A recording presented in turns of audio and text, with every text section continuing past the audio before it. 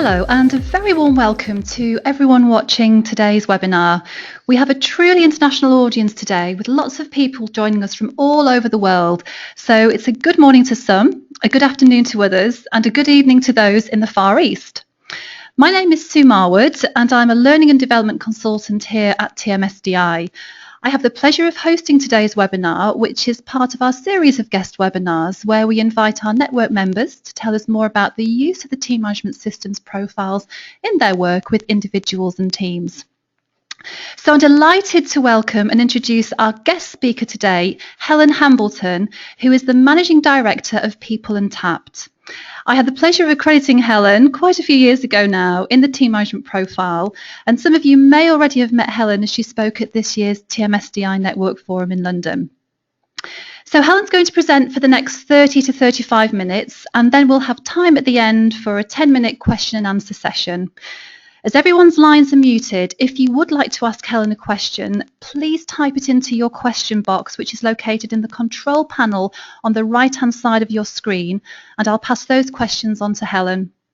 So without further ado, I'll now pass over to Helen to tell us how she's used the team management profile to guide career development in organisations and drive up employee engagement.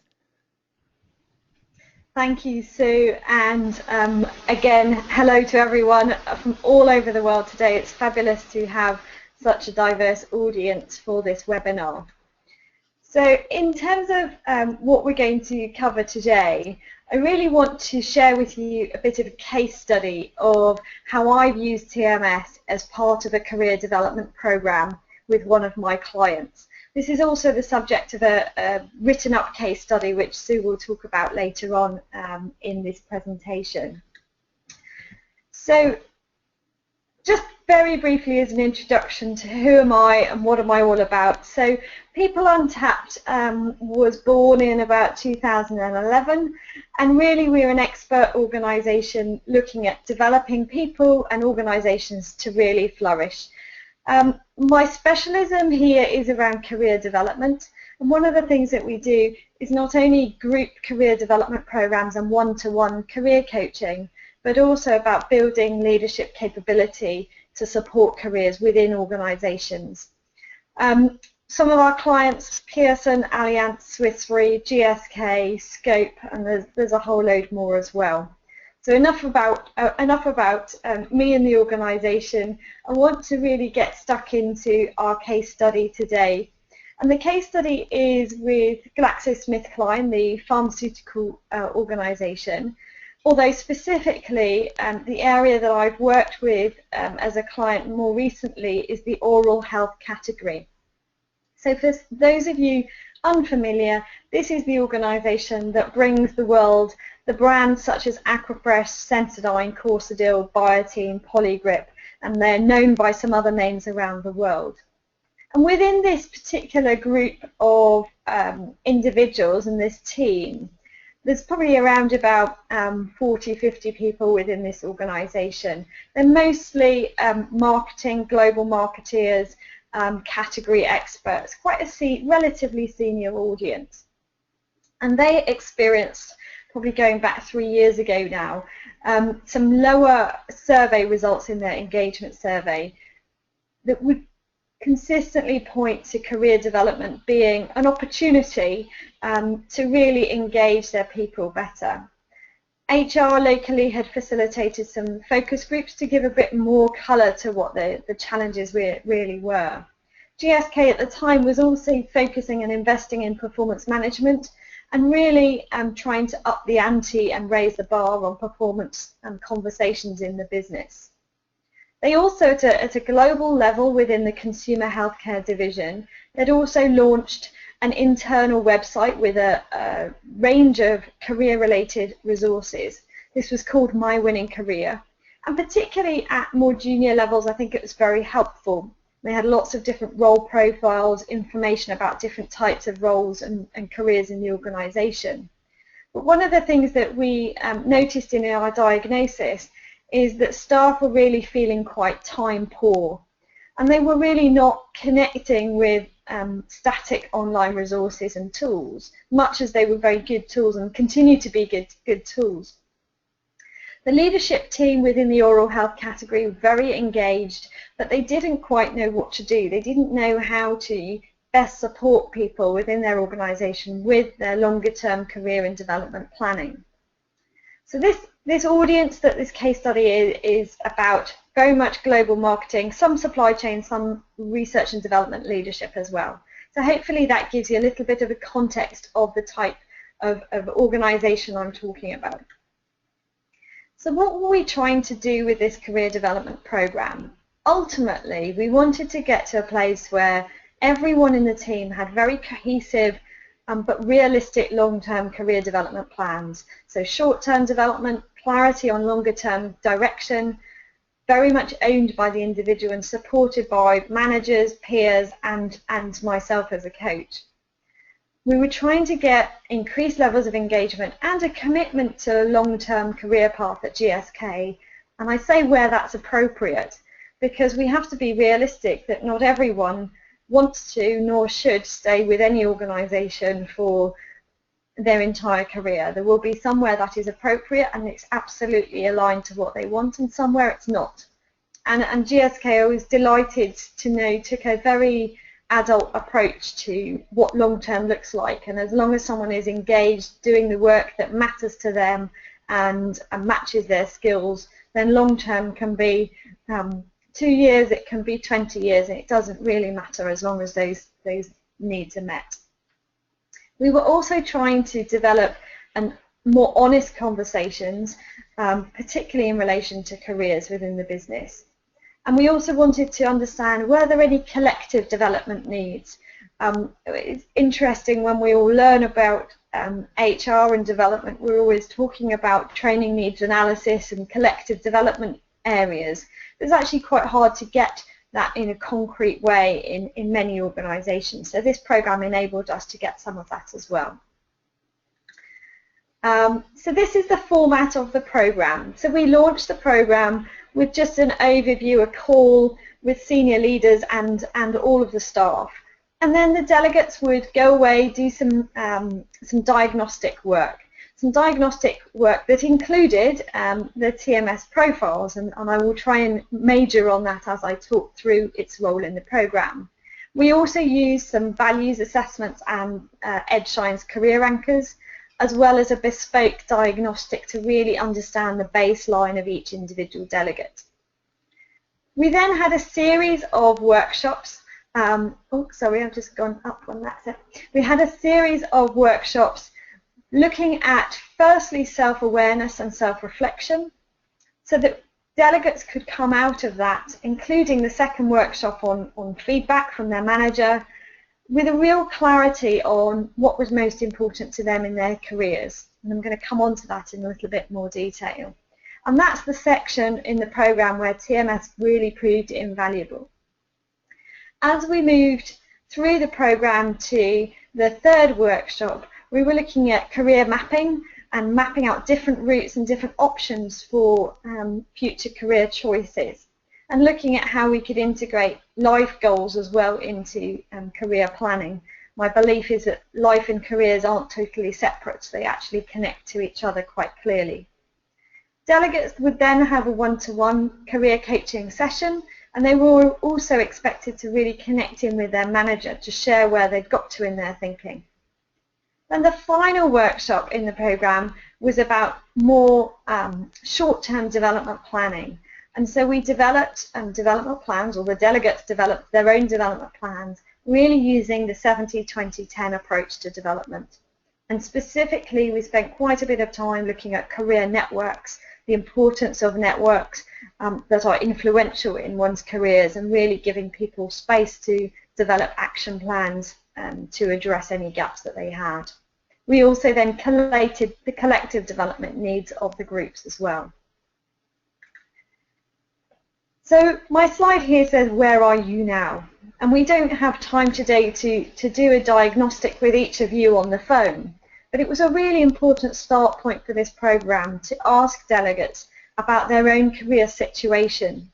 And the way that we did that is to develop a baseline, but a very individual baseline.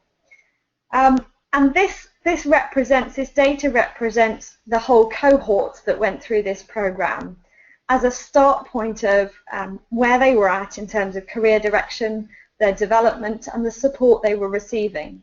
We also asked some questions about other engagement factors, because with employee engagement, you cannot just isolate career development. You have to look at other aspects as well to understand if there's anything else going on that might derail the engagement of these individuals. Well, what you'll notice from this chart, this chart shows the percentage of respondents that were telling us that they agreed or strongly agreed with statements. I'll try and point to a few that are quite marked in here. So when we were looking at career direction, only 26% of people understood what opportunities were available to them here. Only 24% had a long and motivating career path ahead of them at GSK that really motivated them. Only 31% had a meaningful development plan that would help them to reach their goals. Only 21% had a trusted mentor. The influential sponsors that support them in their careers, only 36%. And leaders were not seen as champions of development and careers. The other interesting thing is that many of them, so only 31%, actually understood how the organisation viewed them and their potential. So I would summarise, there was a real conversation gap happening where individuals were not connecting to their managers about their longer term.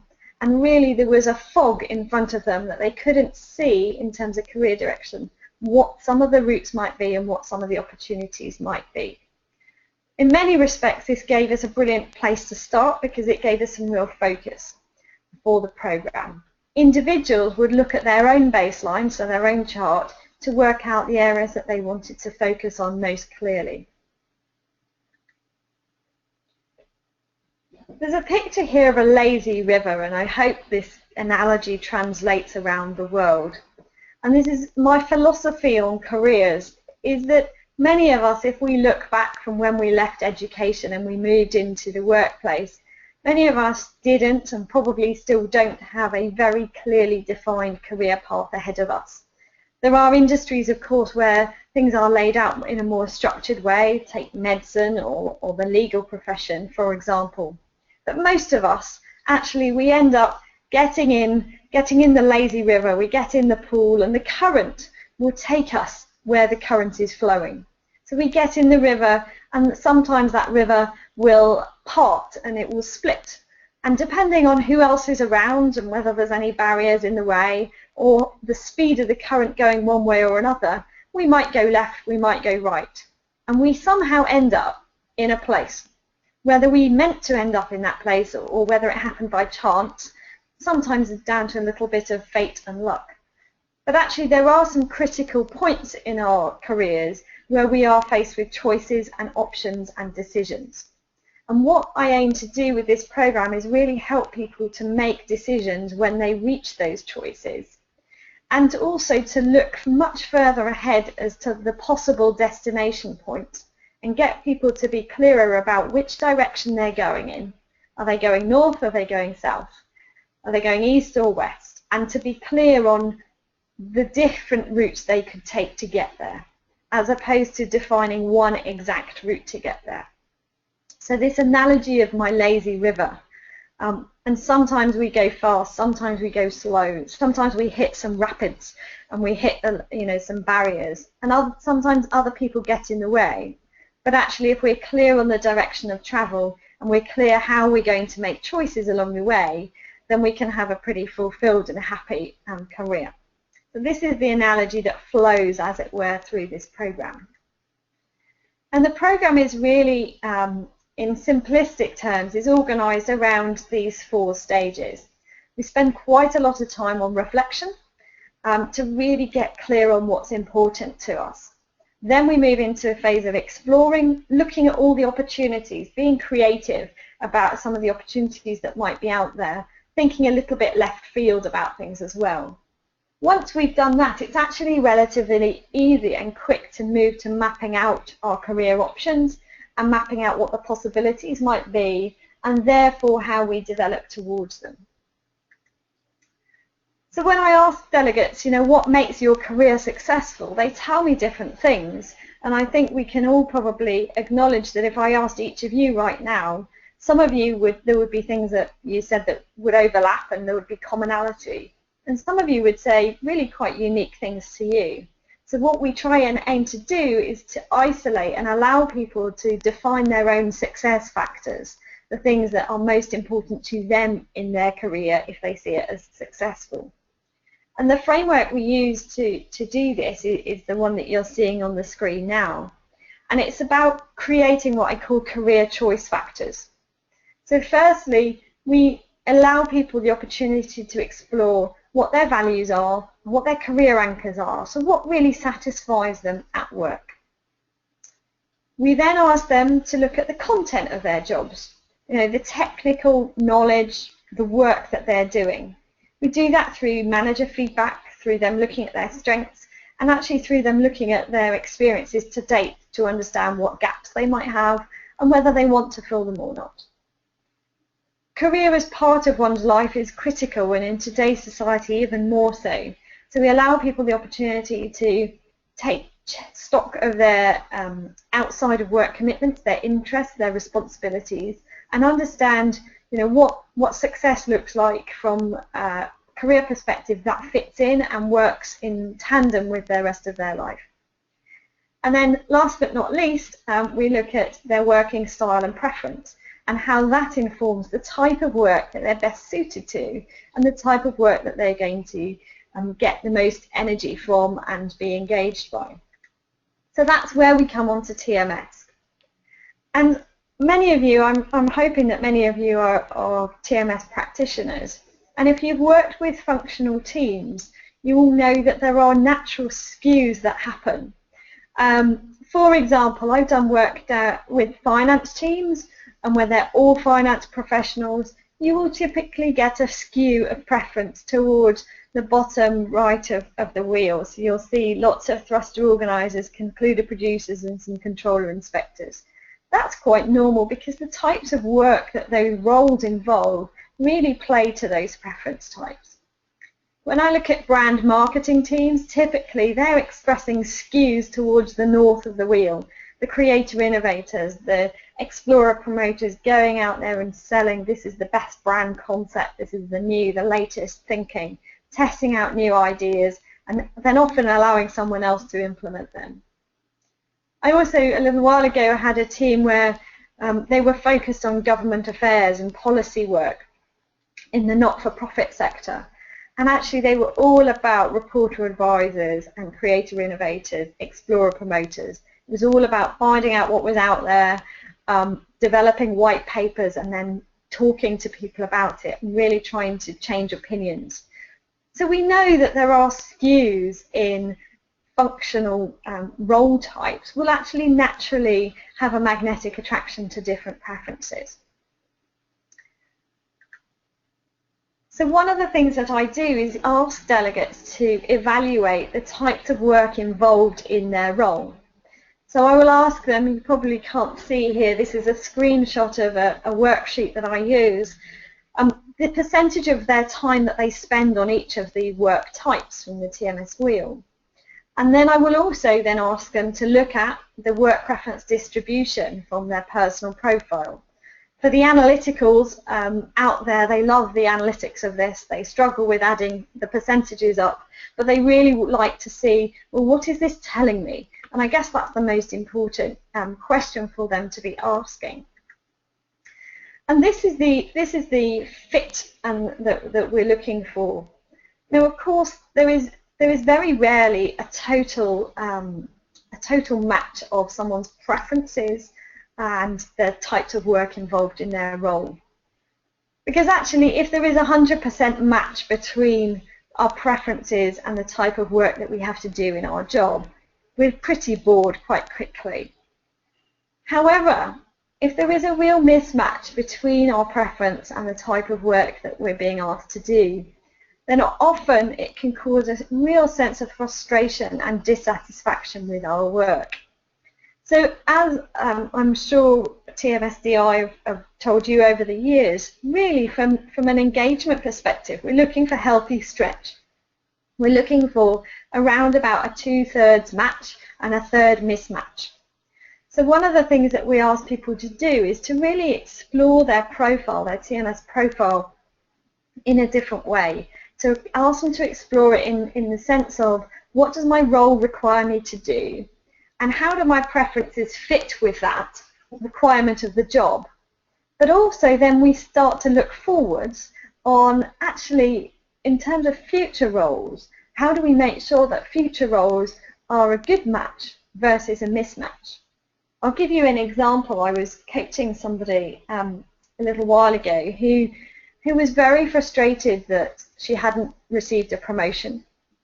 And she was very frustrated because the person that did get the job seemed to be very good at selling and persuading everyone else how brilliant this team was.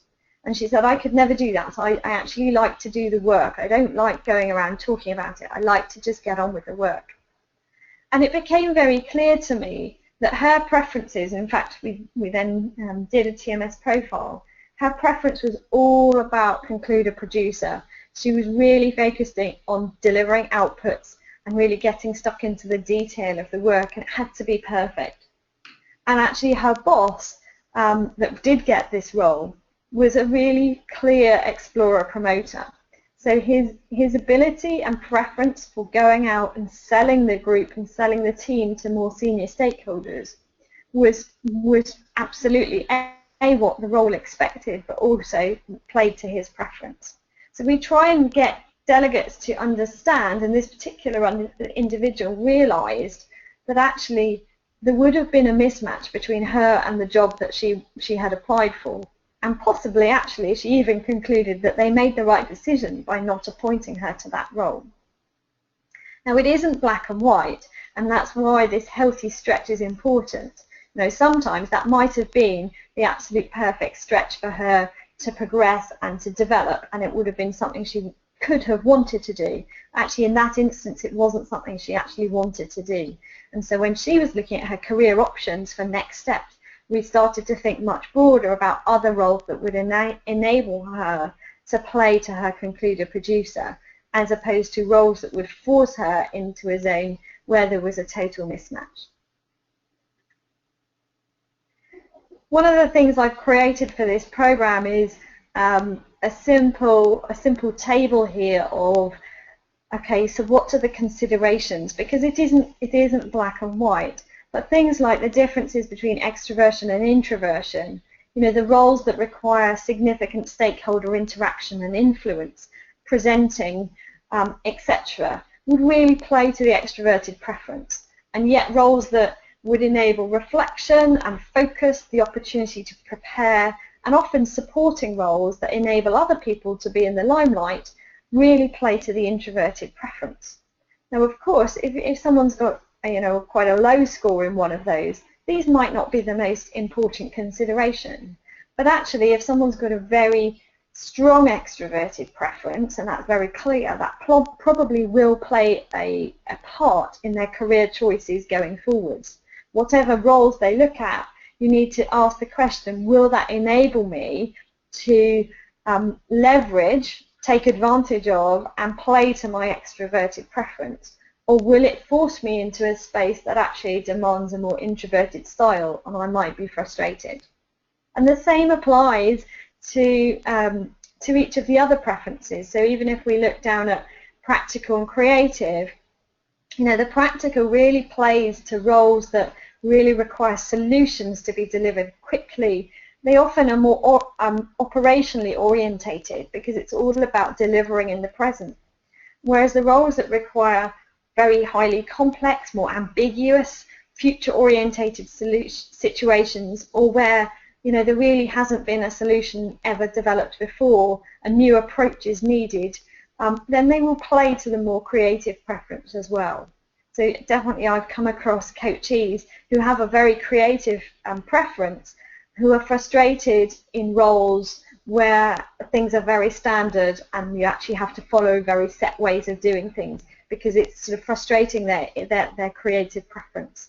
So by using TMS, we can really challenge people to think about not just the physical work that they do in future career opportunities, but also will it play to their preference in that healthy stretch environment, and will it enable them to do their best work? That's really what we're trying to do. TMS is one part of this program. So as I said earlier, we enable people to really go and research different options. So they have to go and do some research about wildcard jobs, very senior jobs, lateral jobs. So it's not all about promotion, and really things that stretch their career choice factors to the extreme. We then enable them to plot different pathways. So I talked about the lazy river earlier. So when they develop a career map, they're developing a map that says, I'm here now, and I might go to job A, B, or C, and any of them would meet my criteria, and I could do any of them in any order before I progress to a different role, and maybe that might be a lateral role. So I might go to A, and then to B, and then to D, and then to J. So there are different routes, different pathways to get to the same either ultimate role or it going in the same direction. And I would say the majority of people don't have one single role that they're ultimately aiming for. And we also map people's life goals at the same time, so we can make sure that people's career choices actually marry up and work in tandem with their life choices as well. In development planning, as I said, we look at the 70-10-20-10 approach and really major on developmental networks and career networks. We also then focus on exposure and image and how people can be looking at their influence and their impact in their work as well. I won't go into those areas in detail today. We don't have time. So I just wanted to share with you some of the data that came out after the program. So we assessed the delegates as a baseline, as I said earlier, but also we asked them to complete the same assessment 3 months after their last workshop to see how things have changed, but also to enable the leaders to understand where do they need to shift, where do they need to focus their attention to continue the momentum that started. So what you can see in the next series of charts is where we started, so that's the grey, the baseline, and where we ended up 3 months after the program. So these scores, for example, on career direction, we're seeing a real increase in clarity about where people are going. So 91% of delegates clear in their career aspirations.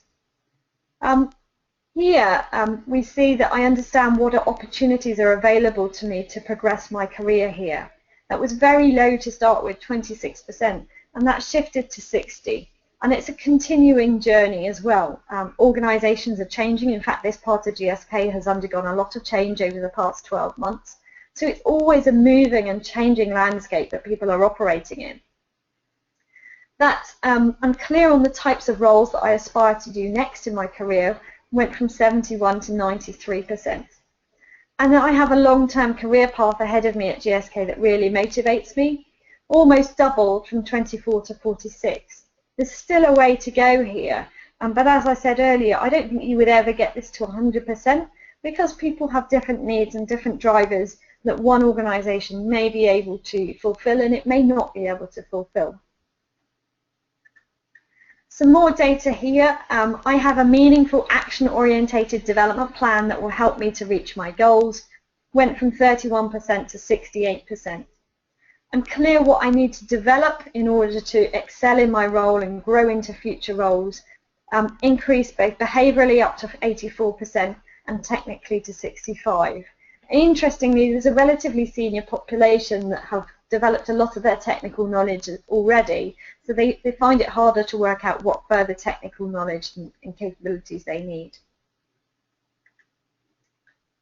Some other slides here, sorry, this is quite small font. Mentoring increased, but there's still an opportunity for that to increase further, and that's something we're working on. I have a strong and influential network of people within the organisation who support and sponsor me. That's moved up from 36 to 56, And interestingly, with another program I've run similarly, we find in the longer term, so the sort of the 12-month outlook, that increases even further, because of course networking takes time. It doesn't happen overnight. I understand how the organisation views my career potential. This was an interesting one because it moved really quite significantly from 31 to 65%. Because of this program, we were really opening up honest, authentic dialogue between managers and their employees. And then the conversations about where do we see your potential, where do we see you going, where do we see your strengths, where do we see your development areas, really started to open up. So here's a selection of some of the feedback that we had from delegates. And broadly speaking, I'll allow you to read some of these. Broadly speaking, the thing that delegates were telling us most was that this type of program just gave them the opportunity to stop and to think and to reflect. It gave them permission to have conversations that they wouldn't otherwise have had. They actually developed their networks with their peers, and those relationships have continued to grow. And it just gave them the time and space to think about it and to develop a plan. And even those that actually don't like process, of which there were quite a few, ended up saying the structure of the program just gave them a flow to their thinking and gave them a cohesiveness to their planning. And that enabled them to have really robust views on where they wanted to go and how they were going to get there. So often I'm asked, so what next? So there are plans for this particular part of the organisation to continue to sustain the changes that have been made. You know, this isn't a one-hit wonder. You have to make sure that things stick for the long term. So we need to improve the mentoring, and this will be done as we move into next year. And also we need to improve the ability of the leaders and managers in this organisation to have better coaching conversations and deliver better feedback. Actually, that's just come through from their global employee engagement survey that's literally just been published. So we're going to focus a bit more on that.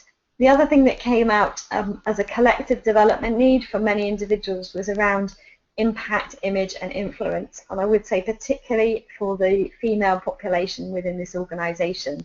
So there might be something quite targeted that we do next year for that population. So I think that's me done in terms of the content. I appreciate that was a whistle-stop tour. I'm very, very happy to answer any questions I can on that case study. So Sue, I'll hand over control to you, and perhaps you can facilitate questions. I certainly will. Lovely. Thank you very much, Helen, for a very comprehensive webinar there, a lovely walkthrough and details that you've given around how you've used the profile and more about your programme itself. I'm sure that we can all sort of relate to that lazy river analogy and sort of thinking about how did we actually end up with the careers that we're in at the moment. Some sort of lots of food for thought there, I think, for lots of people. And fantastic to see that sort of the results that you've had, all the increases in those percentages that you've had, so phenomenal success. So yes, as Helen said, if you do have any questions, by all means send those through. As I say, in the right hand side of your screen is a control panel. We've got some questions coming through already, so I'll start to pose these to you, Helen. So in your experience, says Alice, is mentoring, or how is mentoring helpful for career development, would you say? Yeah, great question. I believe two things. Mentoring usually should be done by somebody more experienced, so people that have been there, done it, got the t-shirt and the scars. Mentoring is an opportunity for leaders to share their own experiences, give advice on routes that people can take. I think it's very, very helpful, but I also think it should be taken with a health warning of what is right for the mentor might not be right for the mentee. So and this we often see where the mentor is very keen to advise their mentee to follow the same path that they did. But we have to recognise, and that one of the things I would always stress to any mentors if I'm training them, is you have to recognise that the career choice factors that your mentee has are different from those that you have, and exploring what those sort of decision-making career choice factors are is important to make sure that the mentor doesn't just try to say, well, I advise you should take this job because X, Y, Z, because it was right for them as opposed to because it was right for the individual. So I think mentoring is very valuable. It's very valuable from a networking perspective and to get a different perspective that isn't your line manager's. But it does have a health warning if the mentors are not adequately conscious of the influence that they have and how they go about doing their mentoring. And another question sort of links with that. And can your boss also be your mentor? What are your thoughts around that, Helen? Yeah, great question. So your boss, and any good boss, is going to play a mentoring role for you as well. Any good leader is going to dance between mentoring, coaching, consulting, managing. They're going to dance between different roles. So a boss can be a mentor. However, one of the advantages of having a mentor is to broaden your career network. And the more senior we become, the more critical our network is in our career success. And there's plenty of research about that. And therefore, I wouldn't put all my eggs in one basket. I would always advise someone to have a mentor that is not their manager, not because their manager is not good, but actually having a mentor in a different part of the organisation builds our network, it builds breadth, it builds diversity of opinion. So they can be one and the same, but I'd always advise it with someone else.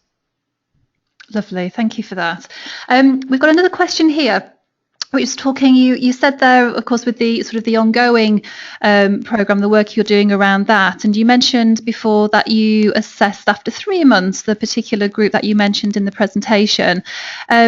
And somebody's saying here, John, did you assess them after a longer period? So not just with the 3 months, but after that 3 months, maybe a 6 month or a 12-month period, did you go back to that particular group? For this particular group, John, I haven't yet, and let me tell you why. I have done for other groups, and that's why I said sometimes we see some data even gets even better in the long term, particularly on networks. I haven't done for this particular group, and there's a very clear organisational context around that. So last year, they entered into a joint venture with Novartis. So the organisation's gone through a phenomenal amount of change and restructure. So the priorities, I would say, has been around settling, getting that change through, and now as we move into 2016, will be okay. How do we refocus and make sure we're focusing on some of these aspects like capability development of leaders that I talked about. As I haven't yet sort of worked with the client to define exactly what that's going to look like, but I'm a scientist. I love my data, so my intention will be there will be some kind of data analysis of what's the long term, where are they at now, but I can't promise that for sure. Lovely, thank you. Another question which we've got here, and this one's from Sarah. You talk about sort of the use of the programme obviously within such a large corporate organisation, but how would you advise helping people understand their career development if they work in a smaller organisation? Yeah, great question. It's really interesting because, of course, some people would say that in smaller organisations you are more limited in opportunities. And I guess I see how that can be the case, but actually it's just as important in smaller organisations for people to be clear on what their career looks like and how they're going to get the experience that they want to get and where they're going and how they're going to get there. So I think usually where we see this type of this process and this approach can be used at an individual level. So those of you out there that are coaches or independents, you can absolutely use this type of flow for individual career coaching, and I definitely do that with some of my clients. But I think also within smaller organisations, what can be quite interesting is the breadth of exposure to different types of roles. And I don't know, let me give you an example in HR. If you work as, for example, when I was HR director for GSK many years ago in Finland, and as HR director of a small country, I had to be the head of compensation, the head of development, the head of industrial relations, etc., etc. I had to be a generalist. So that actually required different capabilities to when I've been a specialist in the global headquarters. So, so you can use this type of program in smaller organizations. I think you have to be more prepared, possibly in smaller organizations, that if you open up the adult dialogue about people's careers, they may conclude, some, not all by the way, some may conclude that actually they need to spread their wings and they need to get some different experience elsewhere in order to come back.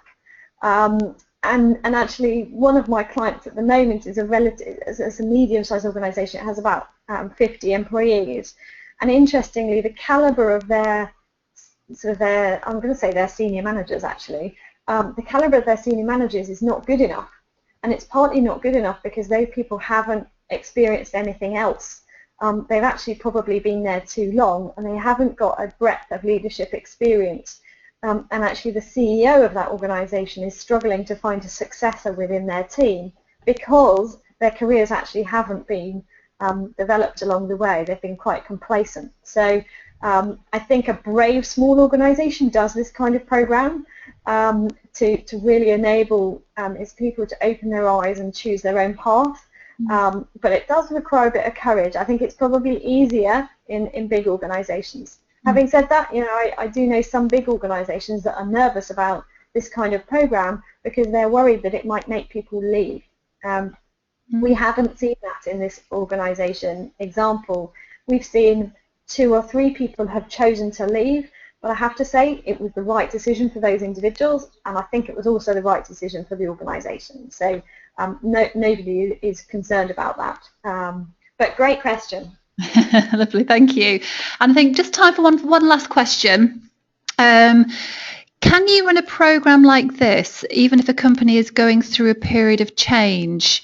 And this person says that the company they're working for is constantly changing and restructuring. So what would you say sort of use of this program or this type of program for a company or an organisation going through a period of change?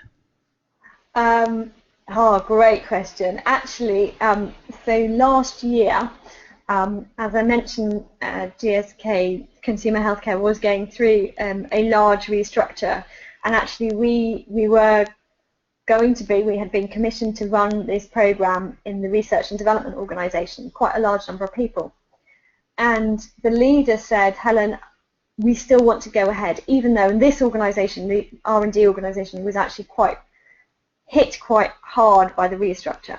She said, we want to go ahead because if we stop investing in our people now, it would be the wrong thing to do. And actually, people's jobs are changing. I want to support them to make the choices here that are right for them. So she made a really brave decision to say, no, we're absolutely going ahead.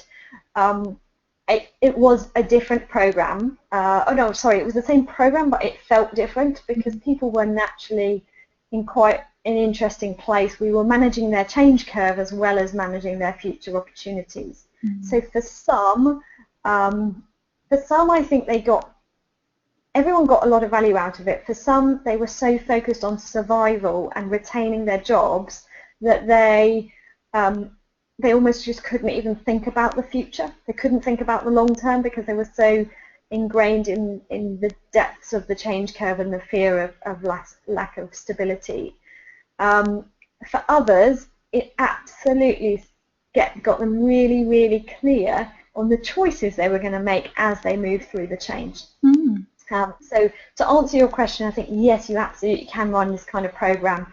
It's courageous, and it really makes a statement from a leadership perspective that we do value our people and we're committed to giving you the support that you need to make your choices.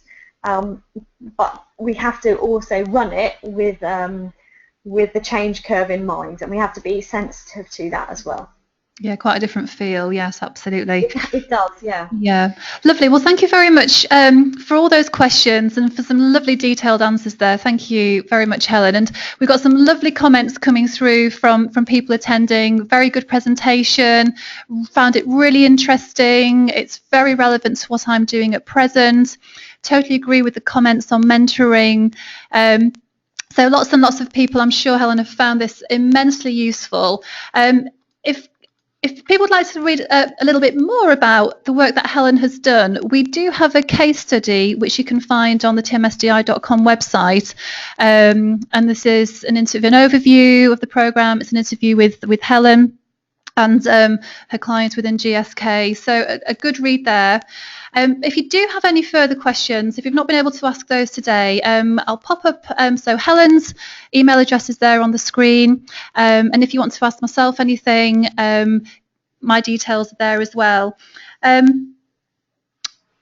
there'll be a short evaluation form when I close today's webinar, and we'd be very grateful if you have time to complete that.